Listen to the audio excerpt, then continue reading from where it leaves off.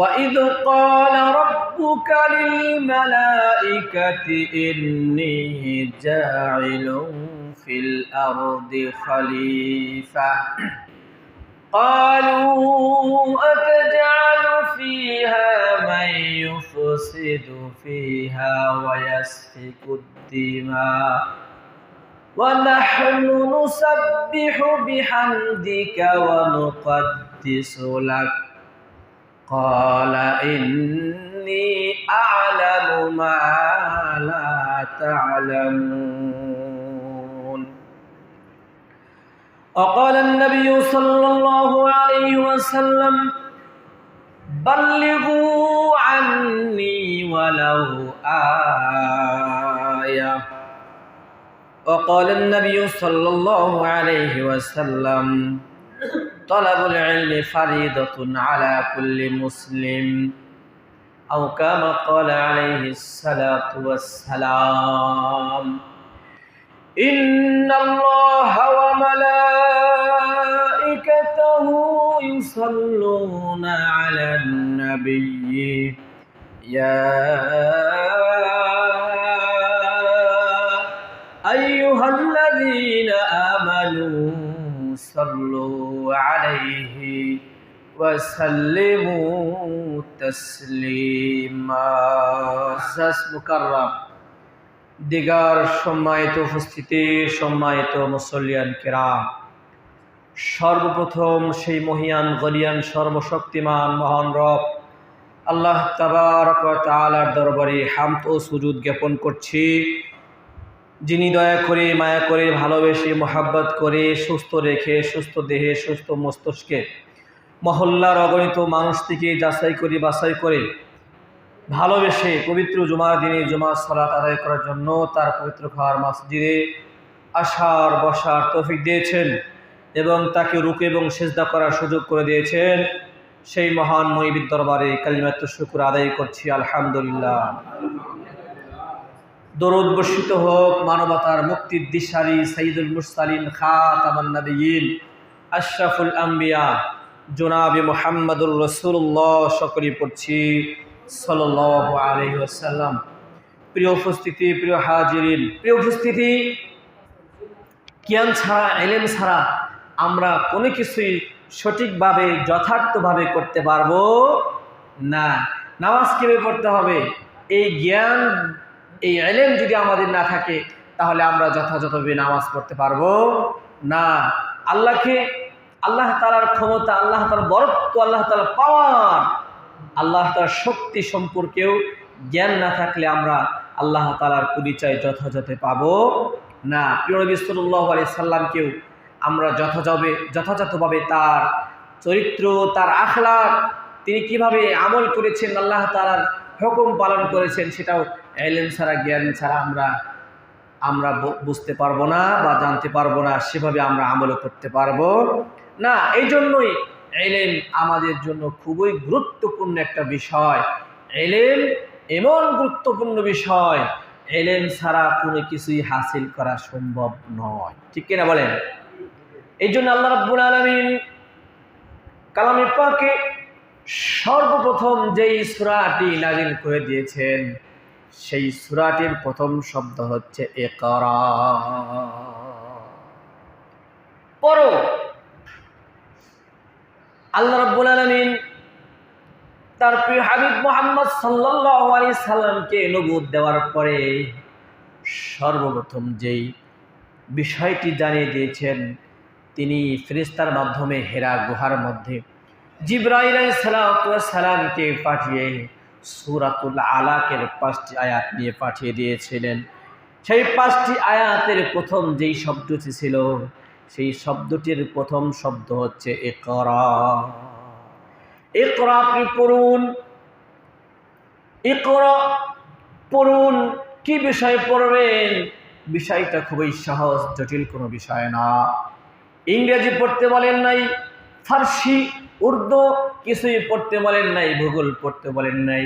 আল্লাহ রাব্বুল আলামিন সর্বপ্রথম যে বিষয়টি পড়তে বলেছেন, আল্লাহ রাসূল সাল্লাল্লাহু আলাইহি সাল্লামকে জানিয়ে দিলেন, আমার হাবিব ইকরা বিসমি রাব্বিকাল্লাযী খালাক। পড়ুন আপনার রবের নামে। ইকরা বিসমি রাব্বিকাল্লাযী খালাক। পড়ুন আপনার রবের নামে, যিনি আপনাকে সৃষ্টি করেছেন। চিল্লায়া বলেন সুবহানাল্লাহ। প্রথমে কার সম্পর্কে পড়তে বলেছেন? আল্লাহর সম্পর্কে পড়তে বলেছেন। যে রব, যে মালিক, যে খালিক সৃষ্টি করেছেন, সেই খালিকের জন্য সর্বপ্রথম পড়তে বলা হয়েছে। প্রিয় উপস্থিতি, প্রিয় হাজিরিন, এই যে সমাজের মধ্যে আমরা অসংখ্য অগণিত মানুষ, নানান জনের নানান মত, নানান জনের নানান পথ। একজন নামাজ পড়ে, আবার আরেকজন নামাজ পড়ে না। আবার কেউ এক ওয়াক্ত পড়ে, আবার কেউ 5 ওয়াক্ত পড়ে, কেউ মাঝে মাঝে পড়ে, আর কেউ মাঝে মাঝে পড়ে না। কারণ হচ্ছে আল্লাহ রাব্বুল আলামিনকে তারা চিনতে পারে নাই। আল্লাহ রাব্বুল আলামিনকে যদি আল্লাহ হিসাবেই চিনতে পারত, রব হিসাবে যদি চিনতে পারত, আল্লাহ রাব্বুল আলামিনের ক্ষমতা, আল্লাহ রাব্বুল আলামিনের বরত্ব যদি জানতে পারত, তাহলে নানান মানুষের নানান পথ হতো না। পথ হতো একটা, সেই পথের নাম হচ্ছে ইহদিনাস সিরাতাল মুস্তাকিমের পথ। ঠিক কিনা বলেন? প্রিয় উপস্থিতি, আল্লাহ রাব্বুল আলামিন হচ্ছে আল্লাহু আলা কুল্লি শাইইন কাদির। আল্লাহ রাব্বুল আলামিন হচ্ছেন সব চাইতে ক্ষমতাবান, সকল ক্ষমতার আধার, সর্বশক্তিমান হচ্ছেন রব আল্লাহ তাবারাকা ওয়া তাআলা। বলেন ঠিক কিনা? প্রিয় উপস্থিতি, আসমান জমিন, চন্দ্র সূর্য গ্রহ নক্ষত্র, তারকাজি, নদ নদী, পাহাড় পর্বত, সাগর মহাসাগর, এই সব কিছু স্রষ্টাকে বলেন কে? আমার আপনার স্রষ্টাকে বলেন কে? এত শক্তি, এত সামর্থ্য, এত ক্ষমতা এবং এত বৈপরীত্য, এত অর্থ সম্পদ দিয়ে যিনি সৃষ্টি করেছেন, তিনি কে বলেন কে? আল্লাহ। ওই আল্লাহকে যদি আমরা যথার্থই চিনতে পারতাম, তাহলে আমরা ওই আল্লাহর ইবাদত করতাম, দুনিয়ার কোনো মানুষের কাছে মাথা নত করতাম না। ঠিক কিনা বলেন? প্রিয় উপস্থিতি, প্রিয় হাজিরিন, আল্লাহ রাসূল সাল্লাল্লাহু আলাইহি সাল্লাম বলেছেন, তলাবুল ইলমি ফারিদাতুন আলা কুল্লি মুসলিম। দ্বীনের ইলম শিক্ষা করা প্রত্যেক মুসলমান নর নারীর উপর ফরজ বিধান। প্রিয় উপস্থিতি, প্রিয় হাজিরিন, যে বিধান শিক্ষা না করলে হালাল কোনটা হারাম কোনটা আমরা বুঝতে পারবো না। হালাল হারাম একাকার করে ফেলবো। হালাল হারাম জানার জন্যই অন্তত হালাল হারাম সম্পর্কে জ্ঞান আমাদের অর্জন করা ফরজ প্রত্যেক মুসলমানের উপরে। প্রিয় উপস্থিতি, প্রিয় হাজির, আপনাকে আমাকে আলেম হওয়া জরুরি নয়, হাফেজ কারি হওয়া জরুরি নয়। জরুরি হচ্ছে ততটুকু ইলম অর্জন করা, যতটুকু ইলম অর্জন করলে হালালকে হালাল হিসেবে আমরা জানতে পারবো, হারামকে হারাম হিসেবে জানতে পারবো। ততটুকু ইলম অর্জন করা আমাদের প্রত্যেকের উপর ফরজ বিধান। বলেন সুবহানাল্লাহ। প্রিয় উপস্থিতি, প্রিয় হাজিরিন, সুদ খাওয়া, ঘুষ খাওয়া, অন্যায়ভাবে মানুষের আত্মসাৎ করা, এগুলো কি বলেন? এগুলো হারাম। এগুলো কি বলেন? এগুলো হারাম। আমরা যদি এই বিষয়গুলো না জানি, এই ইলম যদি আমরা না জানি, তা আমরা ঘুষ সুদ কিভাবে ছাড়ব? বলেন তো, ঘুষ হারাম না হালাল? বলেন বলেন, সুদ হালাল না হারাম? সুদ হারাম। এরপরেও মানুষ খায় আরাম করে, ঠিক না? সুদ হারাম, কিন্তু মানুষে খায় আরাম করে। কথা ঠিক না ব্যাঠিক? বলেন।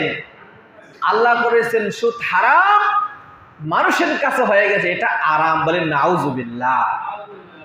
সুদ এমনভাবে সয়লাব হয়ে গেছে সমাজে, মানুষ সুদের থেকে বাঁচার কোনো উপায় খুঁজে পাচ্ছে না। ঠিক কিনা বলেন? অথচ সুদ এমনভাবে হারাম ঘোষণা করা হয়েছে, আল্লাহ রাব্বুল আলামিন কোরআনের মধ্যে ডাইরেক্ট আয়াতে কারিমা নাজিল করে দিয়ে বলেছেন, যারা সুদ ছাড়তে পারবে না, যারা সুদ খাবে, চক্রবৃদ্ধি সুদ খাবে, যারা সুদের সাথে লেনদেন করবে, তারা সাবধান হয়ে যাও। তোমরা যদি সুদ ছাড়তে না পারো, আল্লাহ এবং আল্লাহর রাসূলের সাথে যুদ্ধ করার জন্য তৈরি হয়ে যাও। বলেন নাউজুবিল্লাহ। আল্লাহ এবং আল্লাহ রাসূলের সাথে যুদ্ধ করার সামর্থ্য পৃথিবীর কারো আছে? পৃথিবীর কোনো মানুষের আছে বলেন? সাধ্য আছে? সাধ্য নাই। অথচ সুখ মানুষের কাছে এখন আরাম, বলেন নাউজুবিল্লাহ। এই জ্ঞান যদি মানুষের না থাকে তাহলে কি মানুষ সুখ ছাড়তে পারবে? এই সম্পর্কে জ্ঞান অর্জন করা প্রত্যেক মুসলমানের উপরে ফরজ। এই জন্যই আল্লাহ রাব্বুল আলামিন সর্বোত্তম জ্ঞান অর্জন করতে বলেছেন, ইকরা বিসমি রাব্বিকাল্লাযী খালাক, বলেন আপনার প্রভুর নামে যিনি আপনাকে সৃষ্টি করেছেন, তৈরি করেছেন, বলেন সুবহানাল্লাহ। কিন্তু মানুষ কথা বোঝে না। কথা না বুঝেই সন্তানদেরকে প্রথমে মাদ্রাসায় না পাঠিয়ে প্রথমেই কেজি স্কুলে পাঠিয়ে দেয়। কোথায় পাঠিয়ে দেয় বলেন? কেজি স্কুলে পাঠিয়ে দেয়, যেখানে ধর্মীয় জ্ঞানের কোনো বালাই নাই, কোরআন হাদিসের কোনো চর্চা নাই, সেখানে পাঠিয়ে দেয়। এই ছেলে কেজি স্কুলে পড়ে, এরপরে হাই স্কুলের পরে কলেজ বিশ্ববিদ্যালয়ে পড়ার পরে যখন বিশ্ববিদ্যালয়ে পা রাখে তখন দুই একটা বই পড়ার পরে বলে এই দুনিয়াটা এমনি এমনি চলতেছে। হ্যাঁ, মোল্লা মৌলবি যে বলতেছে এই পৃথিবী আল্লাহ সৃষ্টি করেছেন, আল্লাহ বলতে তো কিছুই নাই, দুনিয়া এমনি এমনি চলতেছে, বলেন নাউজুবিল্লাহ। দুনিয়া বলে এমনি এমনি চলে, দুনিয়া এমনি এমনি চলে, বলেন এমনি এমনি চলে? দুনিয়া এমনি এমনি চলে না। সাধারণত একটা নৌকা বানানোর জন্য কাঠ কাটতে হয়, কাঠ ফাড়তে হয়, এরপরে নৌকা তৈরি করতে হয়, এরপরে নদীর মধ্যে ফেলাইতে হয়, এরপরে এটা চালানোর জন্য একজন লোক লাগে কি লাগে না বলেন? লাগে। আর এত বিশাল পৃথিবী, এত বিশাল আসমান জমিন, আমাদের মাথার উপরে আসমান কিভাবে খুঁটি ছাড়া দাঁড়িয়ে আছে? এই বিশাল আসমান কোথায় ফাটাল নাই, কোথায় একটু ছিদ্র নাই, কত সুন্দর চমৎকার করে আকাশকে সাজিয়েছেন। রাতের বেলায় লক্ষ লক্ষ তারকারাজি দ্বারা আকাশকে সুসজ্জমণ্ডিত করেছেন এবং লক্ষ লক্ষ তারকার মাঝে সুন্দর ঝলমলে একটি চাঁদ দিয়েছেন। এত সুন্দর করে আকাশকে এমনি এমনি হয়েছে নাকি এই সব কিছু একজন সৃষ্টি করেছেন? বলেন সব কিছু একজন সাজিয়েছেন কিনা বলেন? অথচ স্কুল কলেজ বিশ্ববিদ্যালয়ে পড়ার পরে বলে দেয়ার ইজ নো গড, বলেন নাউজুবিল্লাহ, আল্লাহ বলতে না কিছুই নাই। প্রিয় উপস্থিতি, এই ছেলেকে, এই ছাত্রকে যখন আপনি ছোটবেলায় কোরআনের জ্ঞান দিতে পারতেন, যদি হাদিসের জ্ঞান দিতেন, তাহলে বিশ্ববিদ্যালয়ে গিয়ে দেয়ার ইজ নো গড বলতে পারতো না, বলেন ঠিক না বেঠি? এই জন্যই সর্বপ্রথম ওহির বিধান শিক্ষা করতে হবে। কিসের বিধান শিক্ষা করতে হবে বলেন? ওহির বিধান শিক্ষা করতে হবে। প্রিয় উপস্থিতি, আল্লাহ রাসূল সাল্লাল্লাহু আলাইহি সাল্লাম বলেছেন, মান সালাকা তরিকান ইয়ালতামিসু বিহি সাহালাল্লাহু লাহু তরিকান ইলাল জান্নাহ। সুবহানাল্লাহ। যে ব্যক্তি দ্বীনের জ্ঞান অর্জন করার জন্য রাস্তায় বের হয়, আল্লাহ রাব্বুল আলামিন তার জন্য জান্নাতের রাস্তা সহজ করে দেয়। সুবহানাল্লাহ। এবং তলবে ইলম এত মর্যাদাবান, তাদের মর্যাদা এত বিশাল মর্যাদা, তারা যখন দ্বীনের জ্ঞান অর্জন করার জন্য রাস্তায় বের হয়ে যায়, আল্লাহ তাআলার নূরের ফেরেশতারা তাদের পায়ের নিচে নূরের পাখা বিছিয়ে দেয়, বলেন সুবহানাল্লাহ। প্রিয় উপস্থিতি, এরপরে আল্লাহ রাসূল সাল্লাল্লাহু আলাইহি সাল্লাম বলেছেন, বাল্লিগু আন্নী ওয়ালাউ আয়া। ওই আমার উম্মতেরা, আমার পক্ষ থেকে দ্বীনের একটি বিষয়, একটি বাণী যদি তুমি জানো, তা অপরের কাছে পৌঁছে দাও। সুবহানাল্লাহ। বাল্লিগু আন্নী ওয়ালাউ আয়া। একটা আয়াতও যদি জানো, একটা নিদর্শন যদি জানো, কোরআন হাদিসের একটা জ্ঞানও যদি তোমার কাছে থাকে, সেটাই অপরের কাছে পৌঁছে দাও, বলেন সুবহানাল্লাহ। প্রিয় উপস্থিতি, আমরা যারা মুসলমান, দ্বীনের জ্ঞান কম বেশি আমাদের আছে না নাই? বলেন আছে। আছে না নাই? আছে। 5 ওয়াক্ত নামাজ পড়তে হবে, এই জ্ঞান আপনার আছে না নাই? আছে। রমজান মাসে একটা মাস রোজা রাখতে হবে, এই জ্ঞান আপনার আছে না নাই? আছে। যাদের যাকাত দেওয়ার সামর্থ্য আছে তাদের যাকাত দিতে হবে, ফরজ বিধান, এই জ্ঞান আপনার আছে না নাই? আছে। আল্লাহ রাব্বুল আলামিন যাকে সম্পদশালী করেছেন তাকে হজ করতে হবে, ফরজ বিধান এই জ্ঞান আছে না নাই? আছে। পর্দা করা ফরজ, পুরুষ এবং মুসলমান উভয়ের জন্য পর্দা করা ফরজ, এটা আপনার জ্ঞান আছে না নাই? হালাল খেতে হবে, হালাল খাওয়া ফরজ, এটা আপনার জ্ঞান আছে না নাই? হারাম বর্জন করা ফরজ, এই জ্ঞান আপনার আছে না নাই? পরের সম্পদ আত্মসাৎ করা হারাম, এই জ্ঞান আপনার আছে না নাই? মানুষের আয় ঠেলা যাবে না, এই জ্ঞান আপনার আছে না নাই? চুগলখড়ি করা যাবে না, মানুষের পিছনে বদনাম করা যাবে না, এই জ্ঞান আপনার আছে না নাই? অবশ্যই আছে। আছে না নাই বলেন? আছে। অন্যায়ভাবে কাউকে কষ্ট দেওয়া যাবে না, এই জ্ঞান আপনার আছে না নাই? প্রিয় উপস্থিতি, এই সমস্ত জ্ঞান থাকার পরেও মানুষের বদনাম করে কি করে না? হালাল খেতে হবে এটা জানে, এরপরেও হারাম খায় কি খায় না? প্রিয় উপস্থিতি, জানার পরেও যারা খায়, জানার পরেও যারা মানে না, তাদের শাস্তি আল্লাহ রাব্বুল আলামিন দিবেন কি দিবেন না? বলে দিবে কি দেবে না? এজন্যই আমরা তো এই সমস্ত বিষয় মানবই। যেমন 5 ওয়াক্ত সালাত আল্লাহর ফরজ বিধান, এটা তো আমরা মানবই, নিজে মানবো। এরপরে এই কথাটা আমাদের অধীনস্থ যারা আছে তাদের কাছে পৌঁছে দিব। পারবো না? পারবো কি না? সুদ খাওয়া যাবে না, নিজে তো সুদ খাবই না, অন্য কেউ বলবো ভাই সুদ মারাত্মক জিনিস, এটা খায়ও না, এটা খাইলে আল্লাহ রাব্বুল আলামিন রাগান্বিত হয়, আর এই সুদ খাইলে কিয়ামতের দিন জান্নাতে যাওয়া সহজ হবে না। সুদ খাওয়া মানে মানুষের রক্ত চুষে চুষে খাওয়া, এই কথা মানুষকে বলা যাবে না, যাবে না। বাল্লিগু আন্নি ওয়াল আয়া, আল্লাহ রাসূল সাল্লাল্লাহু আলাইহি সাল্লাম বলেছেন, একটা হাদিস, একটা বাণী, একটা কথাও তুমি যদি জানো তা অপরের কাছে পৌঁছে দাও। তাহলে আমরা যে বিষয়গুলো জানি অন্যকে পৌঁছে দেব কি দেব না বলেন? নিজে আমল করব এবং অন্যকে আমল করাতে উৎসাহ করব কি করব না?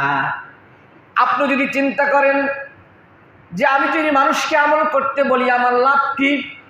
নিজে বাঁচলেই তো কি জানি, নিজে বাঁচলেই তো জানেন না আপনারা, নিজে বাঁচলেই তো বাপের নাম, এই কথাটা কি আসলে সঠিক? আল্লাহ রাব্বুল আলামিন বলেছেন, ইয়া আইয়ুহাল্লাযীনা আমানু কু আনফুসাকুম ওয়া আহলিকুম নার। ও হে ঈমানদাররা, তোমরা নিজেরা জাহান্নামের আগুন থেকে বাঁচো এবং তোমার আহলে পরিবার পরিজনকে, আত্মীয় স্বজনকেও জাহান্নামের আগুন থেকে বাঁচাও। তাহলে নিজে বাঁচলে কি হবে? না অন্য কেউ বাঁচানোর চেষ্টা করতে হবে? বলেন, চেষ্টা করতে হবে না? প্রিয় উপস্থিতি, প্রিয় হাজিরিন, এই যে আমরা দুনিয়ার মধ্যে আমাদের প্রত্যেকের দায়িত্ব আছে না নাই? প্রত্যেকের দায়িত্ব আছে, কারণ আমরা প্রত্যেকেই এক একজন আল্লাহ রাব্বুল আলামিনের পক্ষ থেকে নিযুক্ত খলিফা। আমরা প্রত্যেকেই আল্লাহ রাব্বুল আলামিনের খলিফা, ঠিক না ঠিক? আল্লাহ রাব্বুল আলামিন বলেন, আল্লাহ রাব্বুল আলামিন বলেন, ওয়া ইয ক্বালা রাব্বুকা লিল মালাইকাতি ইন্নী জাইলুন ফিল আরদি খলিফা।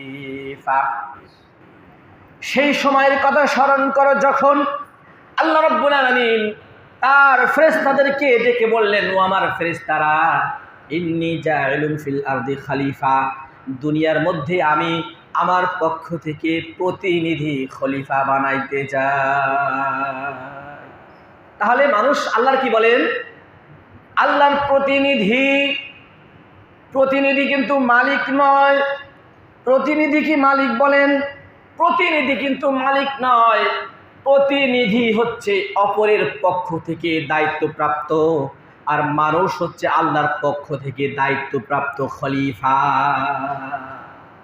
খলিফার কাজ কি? আল্লাহ রাব্বুল আলামিনের পক্ষ থেকে যে বিধান, যে বিষয়গুলি এসেছে, খলিফার দায়িত্ব হচ্ছে সেগুলো বাস্তবায়ন করা, ঠিক না ঠিক? প্রিয় উপস্থিতি, প্রিয় হাজিরিন, সর্বপ্রথম মানব হযরতে আদম আলাইহিস সালাতু ওয়াস সালামকে আল্লাহ রাব্বুল আলামিন দুনিয়ার মাটি থেকে সৃষ্টি করলেন। কি থেকে বলেন? মাটি থেকে সৃষ্টি করলেন। সৃষ্টি করার পূর্বে ফেরেশতাদের বললেন, আমি খলিফা প্রতিনিধি সৃষ্টি করতে চাই। ফেরেশতারা বলল, রব্বুল আলামিন আপনি যে প্রতিনিধি বানাইবেন, প্রতিনিধি বানানোর আপনি যে প্রতিনিধি বানাবেন উদ্দেশ্য যদি ইবাদত বন্দেগী হয়, আমরা তো আপনার ইবাদত বন্দেগী করতেছি, তাসবিহ তাহলিল করতেছি, গুণ কীর্তন করতেছি, আমরাই তো আপনার ইবাদত বন্দেগী করতেছি, তাসবিহ তাহলিল করি, তাহলে খলিফা বানানোর কি দরকার? আপনি যে খলিফা বানাবেন, দুনিয়ার মধ্যে হয়তো তারা কি করবে? ফিতনা ফাসাদ করবে, মারামারি করবে, কাটাকাটি করবে, রক্ত ঝরাবে।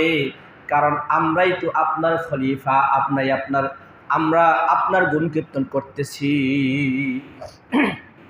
ফেরেশতারা তো জানে না যে মানুষ, আল্লাহ রাব্বুল আলামিন যে মানুষ বানাবেন মাটি দিয়ে, হয়তো তারা দুনিয়ার মধ্যে এসে মারামারি করবে, কাটাকাটি করবে। কারণ এর আগে তো জিন জাতিকে দুনিয়ায় পাঠাইছিলেন, তারা মারামারি করছে, কাটাকাটি করছে, রক্ত ঝরাইছে।